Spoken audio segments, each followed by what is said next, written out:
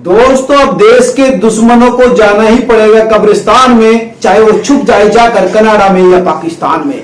निंजर के बाद अब एक भारत का बड़ा दुश्मन जो पाकिस्तान में छुपा हुआ था, हाफिज सईद का सहयोगी था, लश्कर-ए-तोयबा का फाउंडर था, मुफ्ती कैसर फारूक पाकिस्तान में मारा गया। दो अज्ञात बंदूकधारियों ने उसको शूट कर दिया और वो मौके पर ही ढेर हो गया। हालांकि पुलिस उसको अस्पताल में लेकर गई लेकिन बचा नहीं पाई। दरअसल वो एक मुफ्ती भी था एक मस्जिद का, और एक मस्जिद में जा रहा था दौरा करने के लिए, लेकिन जैसे वो निकला कुछ मदरसे के बच्चे भी उसके साथ थे, तभी घात लगाकर खड़े दो बंदूकधारियों ने उस पर निशाना बनाया, लेकिन वो भागा, लेकिन वो बच नहीं पाया।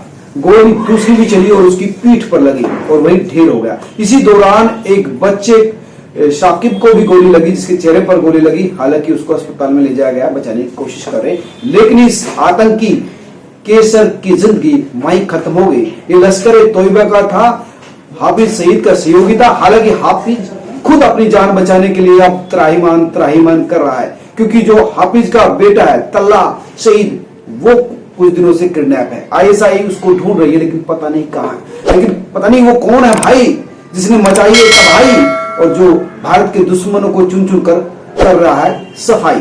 अब पाकिस्तान में, कभी कनाडा में, यानी अब भारत के दुश्मनों को बिल्कुल बख्शा नहीं जाएगा, चाहे देश के अंदर हो चाहे वो देश के बाहर हो।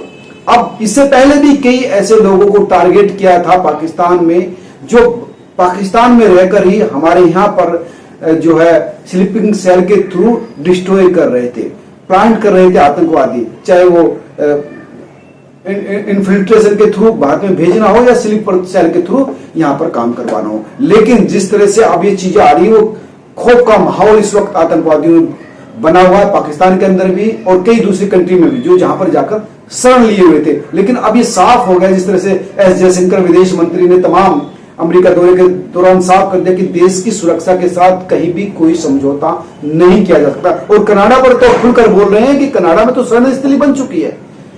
धार्मिक स्वतंत्रता के नाम पर, अभिव्यक्ति की स्वतंत्रता के नाम पर वहां जिस तरह का प्रोपेगेंडा भारत के खिलाफ चलाया जा रहा है, वो सबने देखा। और कनाडा किस तरह से वोट बैंक की राजनीति की वजह से ये लाभ के लिए किस तरह से आंख बंद करके बैठा, वो सबने देखा।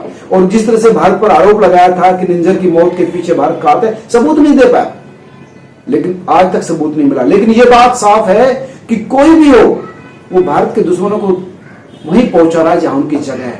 ये नहीं, जो प्रोपेगेंडा है वो अब बंद होना चाहिए, और नहीं तो फिर उनकी जगह पाकिस्तान में भी नहीं बचेगी, उनकी जगह वहीं है कब्रिस्तान में जहां हो जा रहे हैं। आप क्या सोचते हैं जरूर बताएं। और हाँ, अगर आपको जानकारी है कि उस भाई का नाम क्या है तो जरूर लिख करके बताएं। और हाँ, इस खबर को जरूर शेयर कीजिए ताकि पाकिस्तान में छुपे आतंकवादियों और पाकिस्तान की सरकार को भी पता चल जाए कि चीजें अब इतनी आसान नहीं है।